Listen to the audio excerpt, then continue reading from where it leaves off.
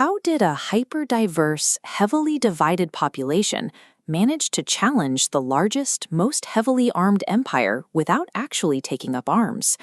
This graph of the years between 1913 and 1918 shows the baseline conditions created by World War I that made a mass movement possible. The war forced Britain to massively increase its defense expenditure. To pay for it, the colonial government raised customs duties and introduced income tax in India. The prices of basic commodities doubled, causing extreme hardship. On top of that, rural villages were subjected to forced army recruitment, creating widespread anger. Into this volatile environment stepped a new leader. In January 1915, Mahatma Gandhi returned from South Africa, bringing a novel method of mass agitation. He called it Satyagraha. The idea emphasized the power of truth. Gandhi argued that if a cause was just and the struggle was against injustice, physical force was completely unnecessary. Instead of seeking vengeance, a satyagrahi could win the battle by appealing directly to the oppressor's conscience through non-violence.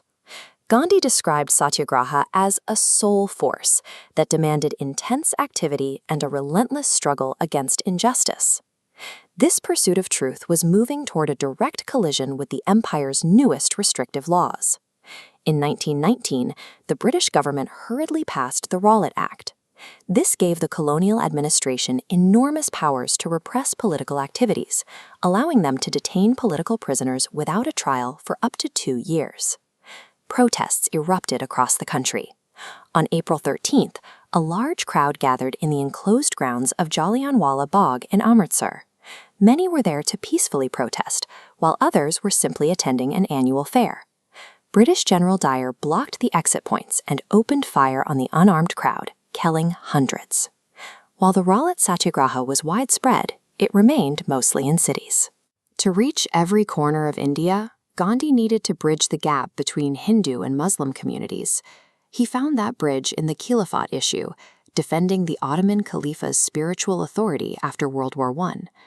By backing Muslim leaders like the Ali brothers, Gandhi brought their grievances into the national fold.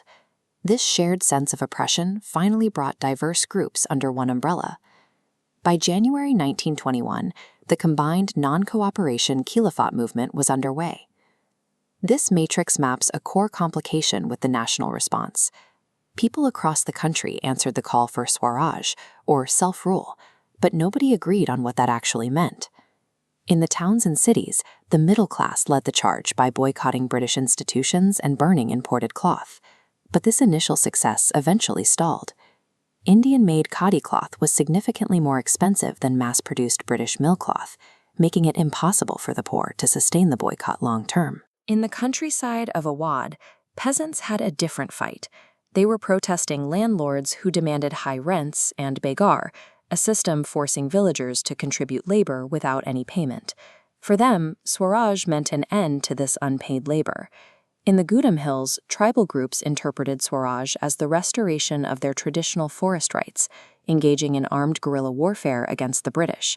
Meanwhile, in Assam, plantation workers had their own specific goal. Enclosed under strict emigration laws, freedom meant the right to move freely in and out of the tea gardens and travel home.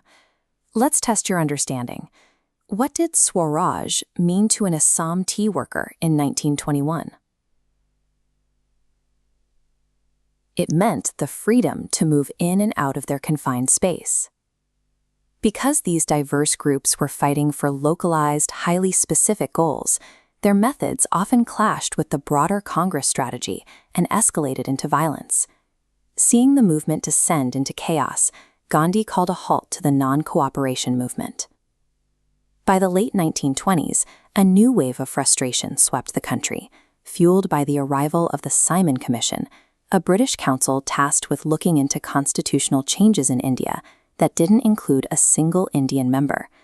This insult pushed the Congress to demand Purna Swaraj, or complete independence. To ground this abstract idea of independence into a tangible struggle, Gandhi chose a unique target: salt. The British held a strict monopoly over salt production and taxed it heavily. Since salt was an essential food item consumed by both the rich and the poor, This tax represented the most oppressive face of colonial rule. In March 1930, Gandhi and his trusted volunteers embarked on a 240-mile march from Sabarmati to the coastal town of Dandi. Over 24 days, thousands joined the procession. Upon reaching the coast, Gandhi ceremonially violated the law by boiling seawater to manufacture salt. This split-screen comparison highlights the crucial escalation in tactics. The Salt March marked the start of the civil disobedience movement. In 1921, during the Non-Cooperation movement, Indians were simply asked to stop helping the British. Now, in 1930, they were being asked to intentionally break colonial laws. People were boycotting foreign cloth, refusing to pay taxes, and violating forest laws.